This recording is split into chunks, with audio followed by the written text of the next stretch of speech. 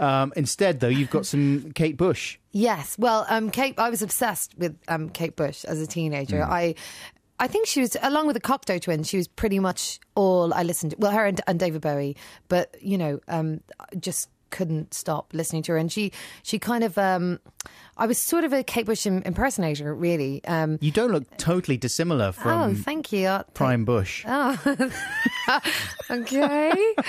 That came out wrong. Well, you know what I mean. You know, I was looking, I thought I definitely want to play a Kate Bush song. Yeah. Some Prime Bush. But I thought I couldn't really find the perfect sort of breakup song. I mean, there was a lot of sad stuff, but there was a lot of, you know, she wrote a lot of weird stuff, didn't she? Sure. About, you know, crocodiles. Therapy, I think, and stuff like that. Poison and, you know, I mean, really sort of, she did sort of almost rock opera style stuff, didn't she, where all her albums had a story. And so I rang my friend Alison, who was the biggest Kate Bush fan. In fact, she had the biggest backcombed hair of anyone you've ever seen. Bigger than did Russell ballet, Brand. everything. And she said that the Red Shoes is you know, the breakup album probably of all time, apart from the Fleetwood Mac one, Rumours. So I had to listen. I got into it. I mean, I've had it on a shelf for years and years and years, but I didn't listen to it because I didn't want to be disappointed. Isn't that weird? Because I was such a huge fan, and then Rubber Band Girl wasn't such a good song. It wasn't, you know, classic Kate Bush, and so I didn't listen. And then once I got into this Red Shoes album, it's wonderful and it's so sad. Yeah. And that was that the single then, Rubber Band Girl? Yeah, I think that was the first single that came off it. I mean, she was obviously, you know, told to do it or something. Yeah. You know, but it's very, I mean, it's when she was breaking up with her long-term love, Del Palmer, and loads of bad stuff was going on in her life at the time. People Del Boy. dying. And, yeah, Del Boy. I think that's what she called him. Yeah. But it's really hard to find any, you know, personal stuff about Kate Bush because she's so private. I mean, really, really want to know about her. But it's hard. Well, you have to read between the lines, don't you? Yeah. And you probably have to ignore all the efforts they go to distance themselves from their material the way that Dylan does. We were talking about earlier how he said that, oh, Blood on the Tracks, no, that's not really from the heart. That's all about Chekhov stories and stuff. Actually, the truth is probably that it was. Well, is that because you kind of, I mean, whatever, you know, however significant those people were to you at the time, I mean, when there's a bit of distance in between it, I mean, you can barely remember their names after 10 years or so.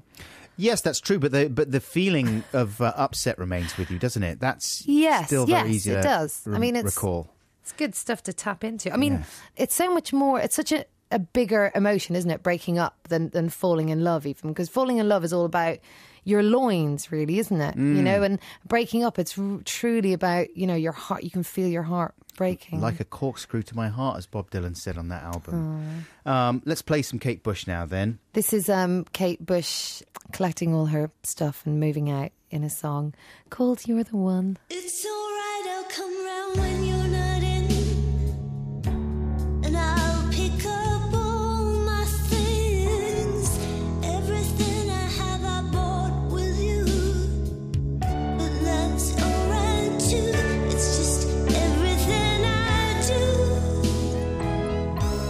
we did together, and there's a little piece of you. What's the first line from that track? She says, I'll come and collect my stuff when you're not in, but it's that's approximate. That's a brilliant opening gambit. Kind of, that's something everyone can relate to. I know. It's like it starts off really strong, you know, where she's kind of in control of it all, and then as the song goes on, you realise it's kind of, she's just desperate to get back with him, and she's kind of willing to do anything to get him. Let's crazy it up, she says. Yeah, let's crazy it up. Let's danger it up. We're crazy enough. Danger it up. That's and then she just goes, "Oh, forget about it," in a brilliant sort of, not like that, not as beautiful as I just sang it. Forget about it. But it's, you know, it just, she just has that thing and of just being able to make you feel so emotional. I mean, and you know, did you hear the singers in the background, the Bulgarka trio, and she uses those singers quite a lot, and even those ladies on their own can kind of tear your heart up. Oh man, that was great. That was the first time I've ever heard that. Yeah, well, I'm really glad I found it as well. Yeah, I really enjoyed it. It was really good. You big softy. Oh, I'm quite a massive weed, I tell you, because I